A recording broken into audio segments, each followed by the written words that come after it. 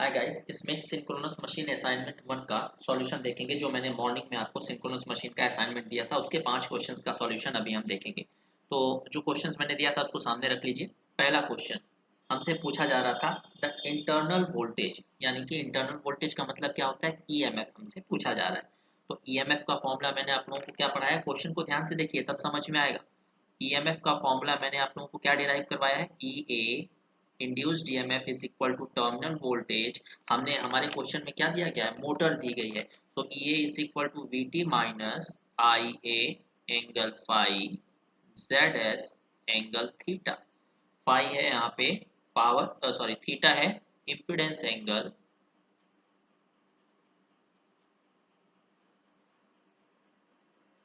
Theta phi है power factor angle. Correct. तो अब देखते हैं यहाँ पे Vt की वैल्यू हो जाएगी। Vt हमारा क्वेश्चन में कितना दिया गया है, Vt हमें दिया गया है 220। क्वेश्चन ध्यान से देखिए, बट ब्रैकेट में लाइन भी दिया गया है। बट हमें क्या रखना है, ये फेज वाला जो इक्वेशन फर्स्ट है, ये फेज का फॉर्मूला है। सो Vt फेज क्या हो जाएगा, 220 divided by √3। So Ea is equal to 220 divided by √3 minus Ia। अब हमें आर्मेचर करंट चाहिए। तो आर्मेचर करंट हमें शायद दी गई है क्वेश्चन में 10 एम्पियर की। तो 10 ampere angle, power factor angle, question में हमें पावर फैक्टर दिया गया है cos फाई, कितना दिया गया है 0.8। तो फाई इज इक्वल टू हो जाएगा cos इनवर्स 0.8।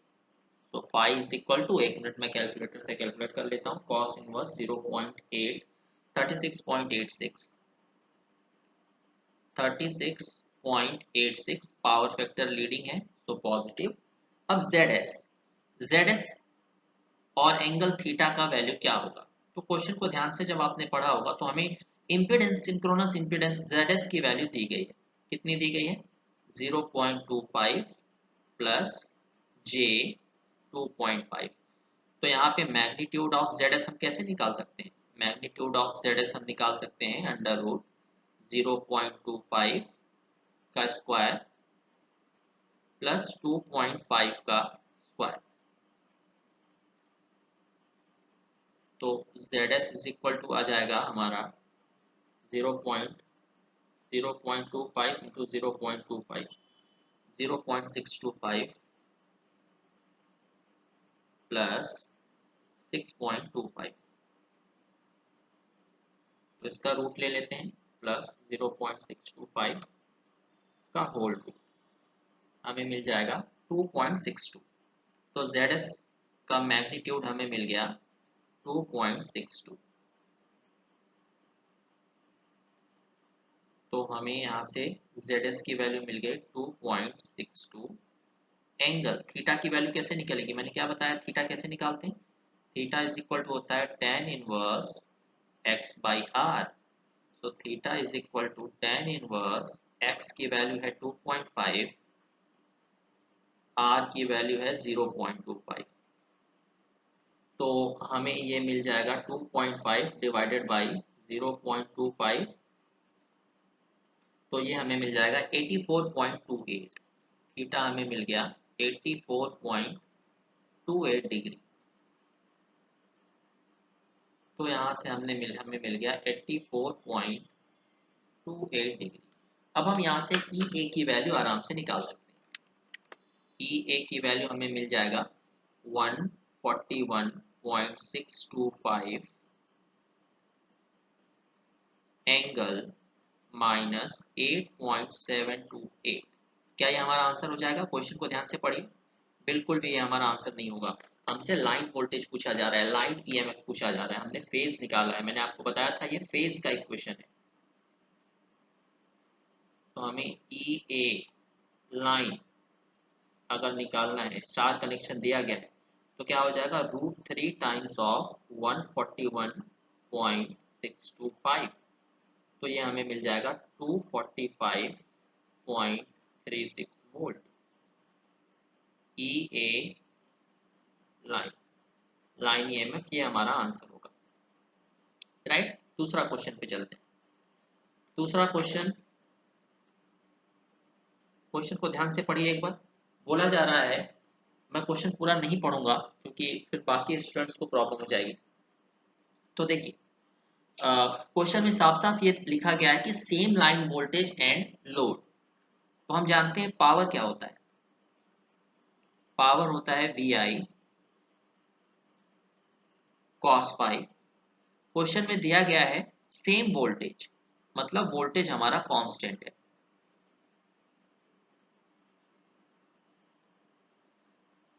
और सेम लोड भी बोला जा रहा है। तो लोड अगर हमारा सेम है यानी कि पावर कांस्टेंट। तो हम बोल सकते हैं from equation this that is 1 I cos phi is equal to constant. तो हम लिख सकते हैं इसको रेशियो के फॉर्म में, cos phi 1 I two cos phi 2। जब हमारी करंट I1 कितनी थी 200 एम्पियर, तब पावर फैक्टर था यूनिटी। फिर जब हमारा पावर फैक्टर 0.5 है तो करंट पूछी जा रही है। तो I2 यहाँ से हमें कितनी मिल जाएगी 400 ampere. 400 ampere is the right answer. Second question का आंसर है। थर्ड क्वेश्चन पे चलते हैं। थर्ड क्वेश्चन को ध्यान से पढ़िए, क्या दिया गया है। टी मैक्स टॉर्क मैक्सिमम होगा किस एंगल पे, right. Delta is equal to what. Torque maximum होगा किस एंगल पे। तो देखिए, अगर हम सैलिएंट पोल मशीन की बात करें तो पावर डेवलपमेंट का फॉर्मूला मैंने क्या डिराइव कराया है, E A V T upon X D sine delta plus V T square by 2 1 by X cube minus 1 upon X D sine 2 delta. अगर यहाँ पे हमें टी मैक्स निकालना है तो हम जानते हैं पावर इज इक्वल टू क्या होता है, टॉर्क इनटू ओमेगा। तो अगर टॉर्क, यहाँ से टॉर्क भी निकाल लीजिए, टॉर्क क्या हो जाएगा पावर अपॉन ओमेगा। तो अगर टॉर्क को मैक्सिमम करना है तो पावर को मैक्सिमम करना पड़ेगा। पावर को मैक्सिमम करना है मतलब इस इक्वेशन फर्स्ट को मैक्सिमम करना पड़ेगा, और इस इक्वेशन फर्स्ट को मैक्सिमम करना है इसका मतलब। और उसमें भी हमसे पूछा क्या जा रहा है, रिलक्टेंस टॉर्क। तो हम रिलक्टेंस पावर को लेंगे। ये वाली पावर होती है रिलक्टेंस पावर।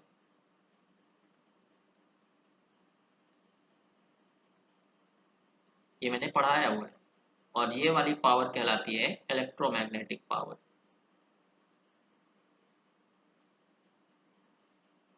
हमें हमसे रिलक्टेंस टॉर्क मैक्सिमम कब होगा ये पूछा जा रहा है। तो रिलक्टेंस टॉर्क मैक्सिमम होने के लिए ये रिलक्टेंस पावर को मैक्सिमम होना पड़ेगा।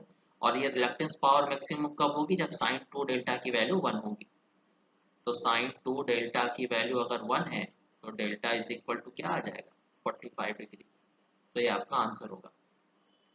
डेली हम इस तरह के असाइनमेंट क्वेश्चंस करेंगे, तो आप प्लीज़ जो टेलीग्राम ग्रुप है हमारा वो ज्वाइन कर लीजिए। अगर आपको टेलीग्राम ग्रुप ज्वाइन करना है तो आप मुझे इस नंबर पे कांटेक्ट कर सकते हो 9981479724। मैं आपको उसमें ऐड कर दूंगा।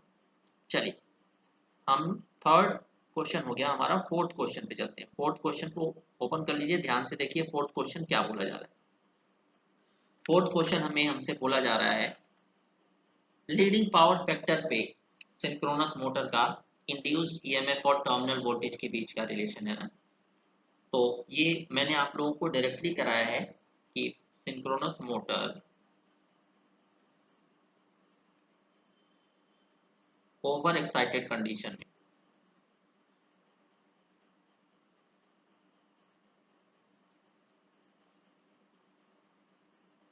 जब काम कर रही है तो इंड्यूस्ड ईएमएफ ग्रेटर होता है टर्मिनल वोल्टेज इन अवर थियोरी क्लास।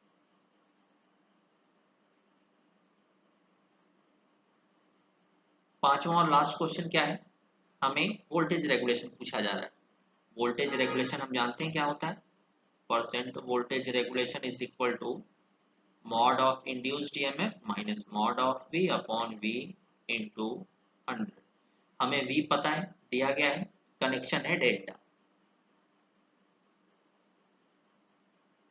डेल्टा कनेक्शन हमें दिया गया है, मतलब लाइन वोल्टेज जो दिया रहेगा क्वेश्चन में वही हमें यूज करना है। यहाँ पे लाइन वोल्टेज हमें क्वेश्चन में 400 दिया गया है, तो E minus 400 upon 400 into 100।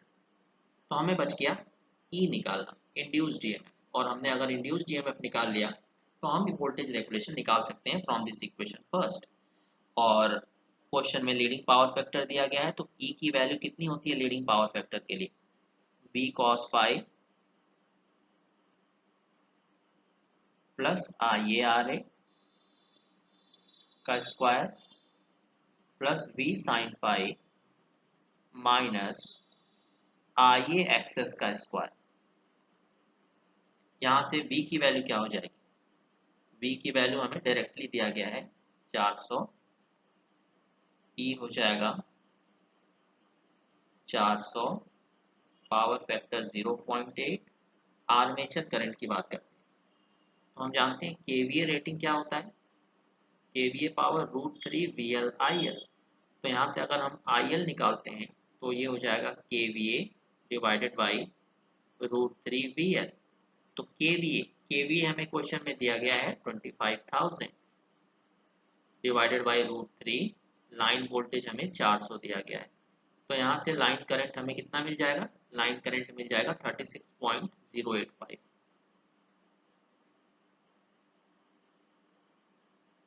But हमें डेल्टा कनेक्शन दिया गया है और हमारा फॉर्मूला फेज का है, मतलब करंट जो होगी वो हमें फेज में रखना है।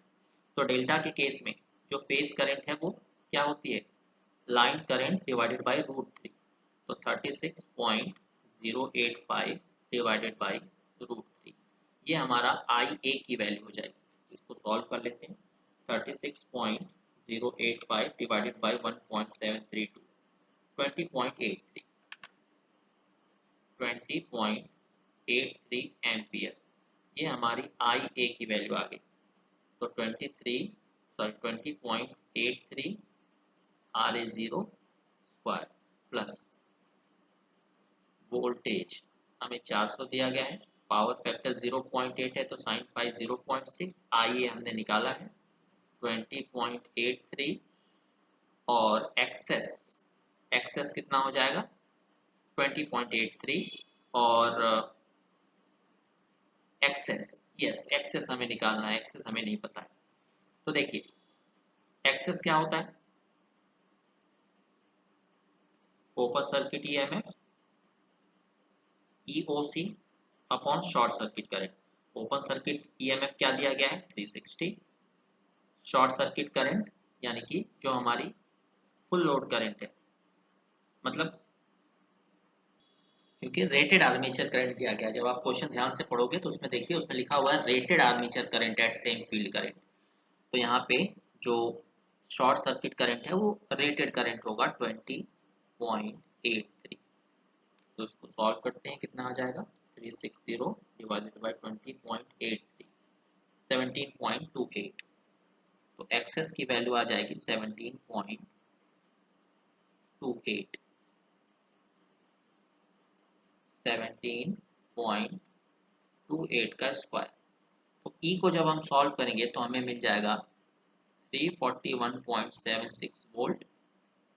अब हमें E की भी वैल्यू पता है, तो from equation first voltage regulation हम निकाल सकते हैं, जो कि क्वेश्चन में पूछा गया है।